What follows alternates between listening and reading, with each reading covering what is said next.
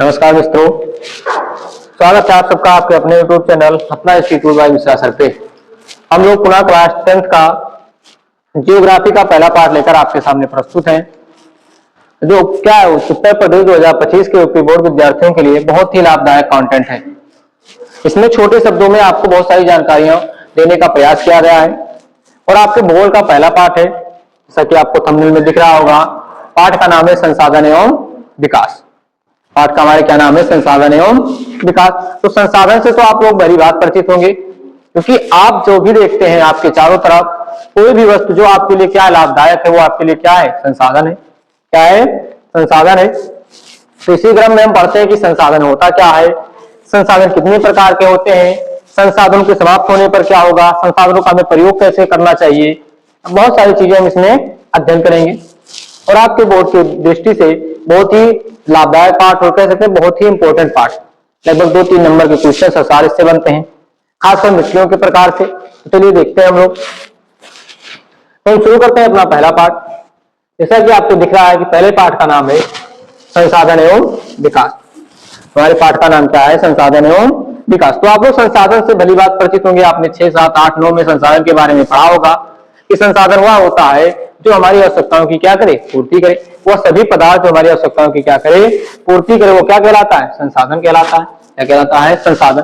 तो यही कह रहा है कि हमारे पर्यावरण में उपस्थित प्रत्येक वस्तु जो हमारी आवश्यकताओं की पूर्ति करती है, ऐसे सभी वस्तु जो हमारी क्या करे? आवश्यकता की पूर्ति करे, वो सारे वस्तु हमारे लिए क्या हो जाते हैं?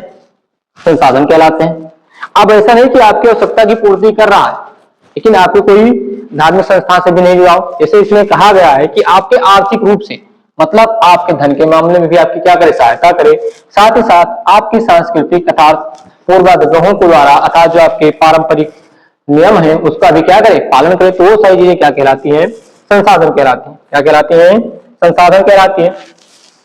अब आगे देखते हैं। फिर आता है संसाधनों का वर्गीकरण। तो हमने देखा कि संसाधन क्या है। अब देख लेते हैं कि संसाधन का वर्गीकरण कैसे होता है। तो संसाधन के वर्गीकरण कई रूपों में किया जाता है, खासकर उत्पत्ति के आधार पर कि संसाधन का जन्म कैसे होता है। तो वस्तु हमारे लिए संसाधन है तो उसका जन्म कैसे होता है। तो सबसे पहले 2 प्रकार से, एक होता है जैव और एक होता है अजैव। जैव का मतलब जो जीवित वस्तुओं से प्राप्त हो, ऐसा संसाधन जो जीवित वस्तुओं से प्राप्त हो उसे कहते हैं जैव संसाधन। जबकि जो निर्जीव वस्तुओं से प्राप्त होता है उसे कहते हैं अजैव संसाधन। क्या कहते हैं? अजैव संसाधन। जैसे आप देखें, आपकी बुकें हो गई, आपके लिए क्या है? अजैव संसाधन है। वहीं पेड़ पौधे हो गई, हमारे लिए क्या है? जैव संसाधन है। नदियां क्या हो गई? जैव संसाधन। फिर कहता है समाप्तता के आधार पर, कि मतलब इनका उपयोग यदि हम करते रहे तो क्या समाप्त हो सकती हैं। इसके आधार पर हम 2 प्रकार से देखते हैं, एक नवीकरणीय योग्य और एक अनवीकरणीय योग्य। नवीकरणीय का मतलब होता है कि आप जिसका प्रयोग बार बार कर सकते हो, एक बार प्रयोग करने के बाद उसका दूसरे रूप में रूपांतरण करके पुनः प्रयोग में लाया जा सके, उसे कहते हैं नवीकरणीय संसाधन। क्या कहते हैं?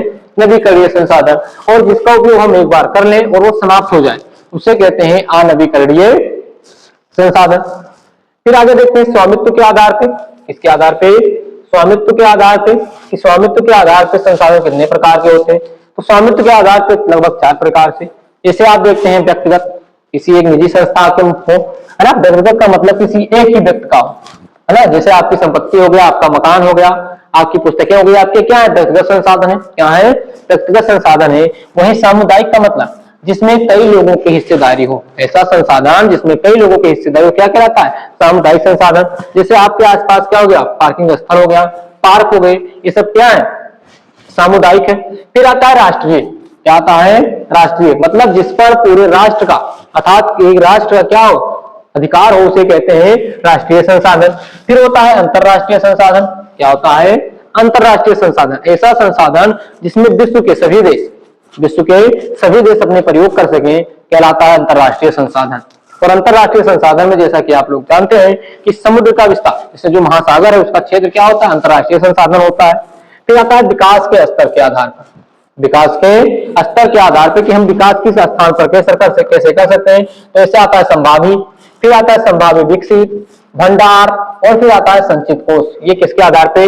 विकास के आधार पर होते हैं। अब आगे देख लेते हैं थोड़ा हम लोग। चलिए हम देखते हैं उत्पत्ति के आधार पर संसाधनों का वर्गीकरण। जो हमने पढ़ा कि दो प्रकार से होते हैं, उनको थोड़ा विस्तार में जान लेते हैं। तो हमने क्या पढ़ा? जैव संसाधन। क्या पढ़ा? जैव संसाधन। तो ऐसे संसाधन जो हमें जीवमंडल से प्राप्त होता है, अर्थात जिनमें जीवन पाया जाए, वो क्या कहलाते हैं? जैव संसाधन। जैसे मनुष्य हो गया, पेड़ पौधे हो गए, फल हो गई, सब्जियां हो गई, ये सब हमारे लिए क्या है? जैव संसाधन है। क्या है? जैव संसाधन। जैसे मनुष्य हो गया, प्राणी जात हो गया। आप देखते हैं कि मनुष्य क्या है? मांस मछली खाता, तो जीवित जंतु से खाता, तो क्या कहलाते हैं? जैव संसाधन। फिर आता है अजैव संसाधन। कौन सा संसाधन? अजैव संसाधन। तो वह सभी संसाधन जो निर्जीव वस्तुओं से बने होते हैं, अजैव संसाधन कहलाते। जैसे चट्टाने हो गई, धातु हो गए, आपके लिए आपके कार्य हो गए, साइकिल्स हो गए, पुस्तक हो गए, ये सब क्या है? आपके अजैव संसाधन है। क्या है? अजैव संसाधन है। अब इसी क्रम में हम आगे देखते हैं, दूसरा हमने क्या पढ़ा था? किसके आधार पे? समाप्तता के आधार पे। इसके आधार पे? समाप्तता के आधार पे संसाधनों का वर्गीकरण। इसके आधार पे? समाप्तता के आधार पे संसाधनों का वर्गीकरण। तो हमने देखा था सबसे पहले नवीकरणीय संसाधन। हमने आपको बताया था कि ऐसा संसाधन जिसको आप क्या करें? बार बार प्रयोग कर सके, मतलब एक रूप से दूसरे रूप में ट्रांसफर कर सके, उसे क्या कहते हैं?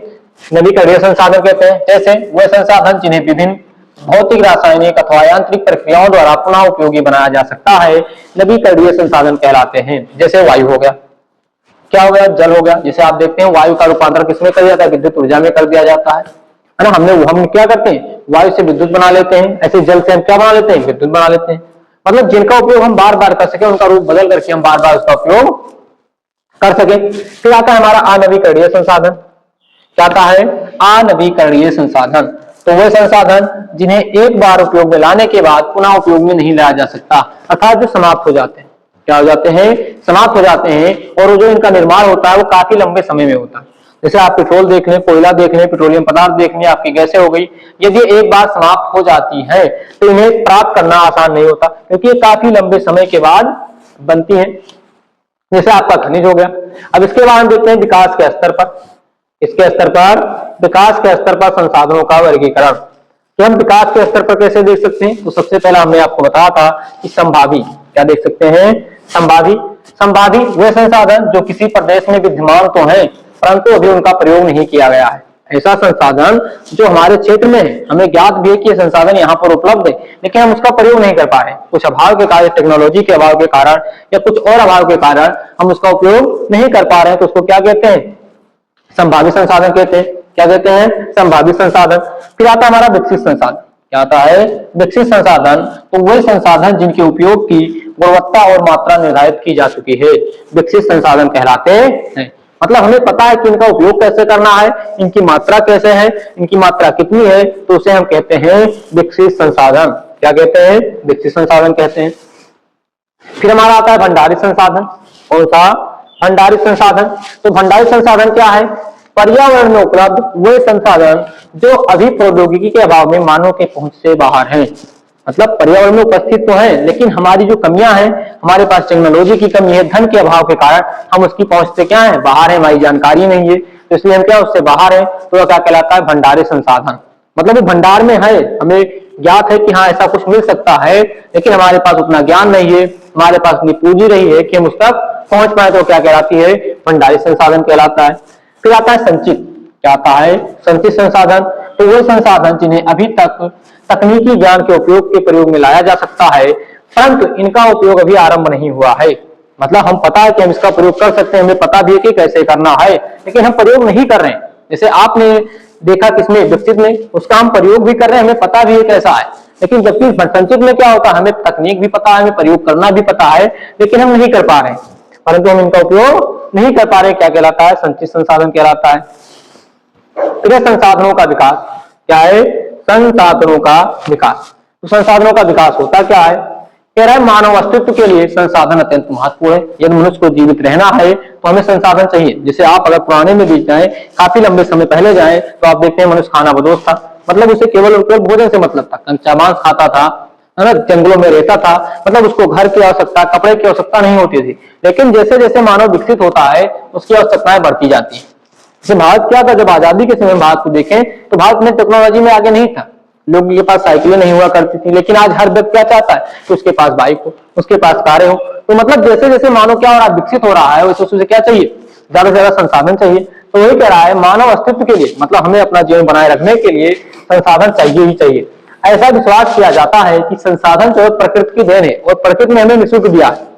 लोग मानते हैं कि जो ईश्वर है उसने हमें संसाधन मुफ्त में दिया है ना, हमें इससे कोई रुपया नहीं देना पड़ता, कोई खर्चा नहीं करना पड़ता, और इसी के कारण लोग इसका क्या करते हैं, अंधाधुंध उपयोग करते हैं। मतलब इन्हें पता है कि हम बहुत ज्यादा मात्रा में ईश्वर ने दे दिया है, ईश्वर हमसे रुपया नहीं लेता, ईश्वर हमसे कोई इससे रुपया या धन नहीं लेता, तो इसको क्या कहते हैं, अंधाधुंध उपयोग। जैसे आप देखते हैं जब पेड़ों की कटाई हो रही थी, अंग्रेज हमारे शासनकाल में थे भारत के, तो क्या कर रहे थे, इतने पेड़ काट डाले थे रेलवे लाइन बिछाने के लिए, तो उन्हें क्या था, उन्हें लग रहा था इससे हमें फिर दोबारा कोई समस्या पैदा ही नहीं होगी। लेकिन जब हम इस प्रकार से कार्य करते हैं तो हमें समस्या उत्पन्न हो जाती है। जब आप किसी भी संसाधन का अत्यधिक उपयोग कर लेंगे तो हमें आने वाले समय में बहुत ज्यादा समस्याएं उत्पन्न होंगी। कुछ व्यक्ति क्या होते हैं, लालच व संसाधनों का हाथ कर लेते हैं, मतलब नष्ट करना शुरू कर देते हैं। खासकर इसमें निजी कंपनियां सबसे आगे होती हैं, क्योंकि सरकारें जो होती है वो जनता तो केवल वस्तु को पहुंचाते हैं, लाभ कमाने का उद्देश्य नहीं होता। लेकिन जो निजी कंपनियां होती हैं, प्राइवेट कंपनियां होती हैं, उनका केवल एक ही मकसद होता है कि हम किसी भी रूप में क्या करें, केवल और केवल संसाधन का लाभ उठाएं। चाहे जितना संसाधन खर्च हो, हमें क्या चाहिए, केवल और केवल पैसा चाहिए। आगे देखते हैं, फिर संसाधन समाज के कुछ लोगों के हाथ में आ गए हैं। संसाधन क्या हो गया है, कुछ लोगों के हाथ में आ गया है, जिसमें संसाधन जो दो रूपों में बढ़ गया है, एक संपन्न अर्थात अमीर लोगों में और दूसरा गरीब लोगों में। जिसके पास धन है वो सभी प्रकार के संसाधन का लाभ उठा लेता है, लेकिन जिसके पास धन नहीं है वो क्या करता है, गरीब बना रहता है। तो वही कह रहा है कि जो संसाधन है उसको समाज के दो हाथों में बांट दिया गया है, पहला अमीर वर्ग और दूसरा गरीब वर्ग। फिर संसाधन के अंधाधुंध शोषण से वैश्विक पारिस्थितिकी संकट पैदा हो गया है। जैसे आप देखते हैं भूमंडलीय तापन, क्या कहते हैं, भूमंडलीय तापन उत्पन्न हो गया है, अर्थात आप देख रहे हैं तापमान लगातार बढ़ता जा रहा है, नदियों का जल स्तर ऊंचा होता जा रहा है, ओजोन परत का क्षय जो हमारे क्या है, ओजोन परत उसका नष्ट हो जा रहा है, क्षरण हो रहा है, पर्यावरण प्रदूषण फैल रहा है। आप इसका उदाहरण कभी देख सकते हैं, दिल्ली में देख सकते हैं या शहरों में देख सकते हैं, पर्यावरण प्रदूषण काफी मात्रा में बढ़ रहा है। फिर आपने देखा भूमि निम्नीकरण, मतलब जमीन की उर्वरता शक्ति क्या हो रही है, कम हो रही है।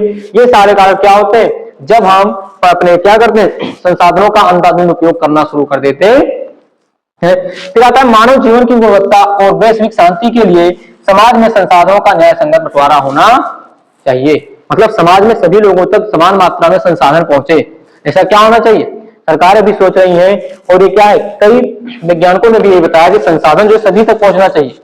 ऐसा ना हो कि संसाधन कोई वर्ग किसी वर्ग को गरीब बना दे और किसी वर्ग को ज्यादा अमीर बना दे।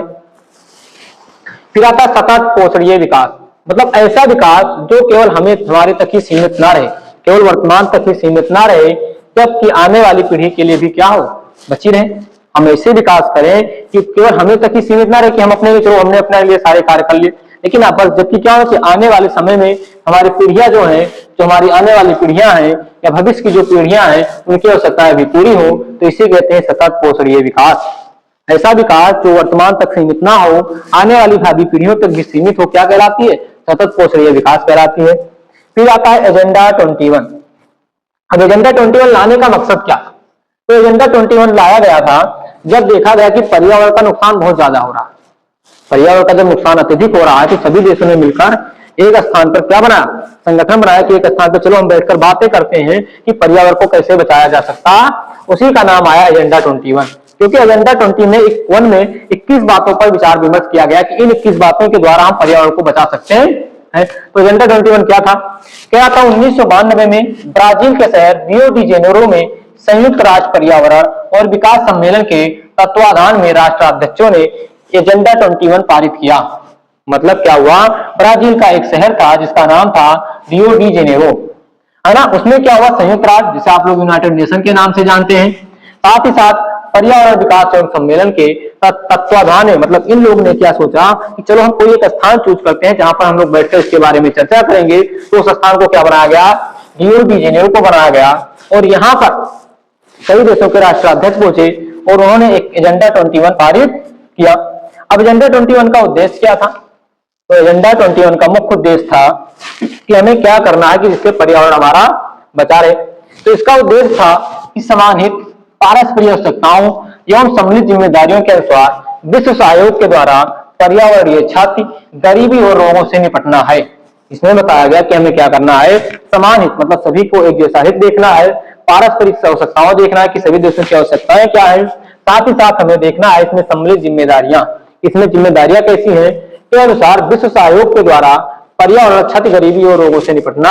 सबसे पहले तो हमें देखना है कि पर्यावरण जो क्षति हो रही है इसको रोका कैसे जाए। हमें हर हाल में पर्यावरण को बचाना है। ये पर्यावरण ही नहीं रहा तो मानव जात समाप्त हो जाएगा। गरीबी, हमें गरीबी को खत्म करना है, क्योंकि जो गरीब होते हैं वो क्या कहते हैं, संसाधनों के बारे में ज्यादा सोच विचार